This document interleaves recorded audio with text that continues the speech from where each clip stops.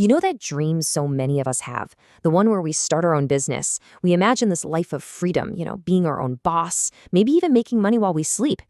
But let's be real. The reality, it is often the complete opposite. Let me tell you about a guy named Styx. He started this small printing business and he was full of passion. But instead of finding freedom, he basically built himself a prison. See, Styx was the business. I mean, he did everything. The sales, the printing, the customer service, the deliveries, the whole shebang. He had this moment, where he looked around his shop and it hit him. If I stop working for one single day, this whole thing grinds to a halt.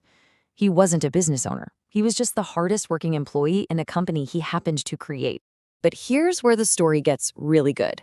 Just 6 months after that crushing realization, Styx walked into his shop and the entire place was humming along perfectly, without him.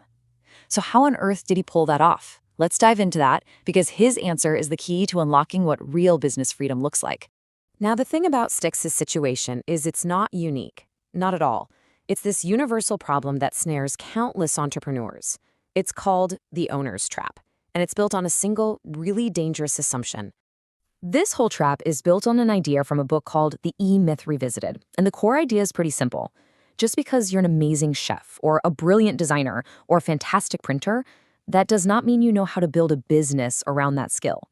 Your skill doesn't build the business. You know what does? Systems. And this is what ends up happening. The business becomes this creature that is completely dependent on the owner. Every single decision, every task, every problem has to go through them until they are literally imprisoned by the very thing they created. If they take a vacation, guess what? The business takes a vacation. If they get sick, the business gets sick too. So why does this keep happening over and over and again? Well, it's because every business owner needs to play 3 totally distinct roles, but most of us get stuck playing only one. Let's break down what those roles are. Okay, so first you've got the technician. This is the doer, the person who's physically doing the work, the printing, the cooking, the coding. Then there's the manager. This is the organizer, the one creating order, making schedules, and keeping things tidy. And finally, you have the entrepreneur. This is the visionary, the one who's always asking, where are we going next? The problem is, Styx, like most owners, was stuck being the technician, and that right there is the root of the entire trap. So how do you break out of that trap? How do you go from being the technician to actually being the entrepreneur? Well, the solution is this really powerful shift in your mindset. You have to start thinking like a franchise, even if you have 0 plans of ever actually franchising. And here is the big aha moment. Thinking like a franchise is all about creating systems that are predictable, consistent, and repeatable. I mean, think about McDonald's, right? Their success isn't built on having the world's most gourmet burger. No way.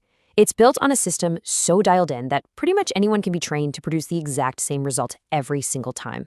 Your business needs that exact same level of consistency. I mean, the man behind McDonald's, Ray Kroc, he absolutely nailed it with this quote. It gets right to the heart of the matter. You are not the engine of your business. The system is the engine. And your job is to design it, build it, and constantly fine-tune it. And this is a universal principle, right? It doesn't matter if it's fast food or a giant e-commerce company. The most successful entrepreneurs on the entire planet get this. If your company depends entirely on you, you don't really have a company. The whole goal is to make the owner replaceable. Now, let's look at how this actually plays out over time, because every business goes through these phases. Most people get stuck in infancy, where the owner is just doing everything, totally overworked. The really painful but absolutely necessary shift is into adolescence. That's when you start hiring people, writing down instructions, and letting go of control. And that's the only way you get to maturity, where the business becomes a true asset that works for you, not because of. Okay, so that's all the theory, but how do you actually do it? Let's get into the nitty-gritty, the practical, actionable steps you can take to start building your own freedom blueprint, like today. So here it is. This is your core action plan. Number 1, write everything down. Every process, every step. If it isn't written down, it might as well not exist. 2, learn to delegate. And this is key. Your job is to make sure the system is being followed, not to micromanage the person. 3, hire for specific roles with clear duties, not just helpers to do random tasks. 4, automate your finances. Make sure cash flow isn't totally dependent on you. And finally, number 5, build the whole business as if you were getting it ready to sell, Why? Because a business that can be sold is a business that can run without you. Feeling a little overwhelmed about where to even start? Don't worry. Focus on these key areas first. Think of this as your cheat sheet. These are the high-leverage activities that once you systematize them are going to free up the most time and create the most consistency. So create simple step-by-step guides for everything. How you answer the phone, how you run a sale, your daily opening and closing checklist, how you check for quality, manage the cash drawer, and train new people. These documents, they become the foundation of your entire operation. All right, let's bring this all the way back to Stindax and see how he actually used this blueprint. He heard these ideas, and instead of just nodding along, he took massive action to turn his job back into the asset he always dreamed it would be. He did exactly what the blueprint said to do. He sat down and documented every single workflow in his printing shop. He created these simple, clear training guides. He hired an assistant, then another one, then a manager, and he let them follow the system he built while he automated all his invoicing and payments. And the result of all that? Well, it only took him 6 months. Just 6 months of focused, dedicated work on his business, instead of just working in his business, to completely change its trajectory and, well, his entire life. He walked into his shop and saw it all happening. Orders were being processed, customers were being helped, and money was coming in, and it was all happening without his direct involvement. The system he built was finally running the business. That feeling right there, that is what true ownership feels like. That is freedom.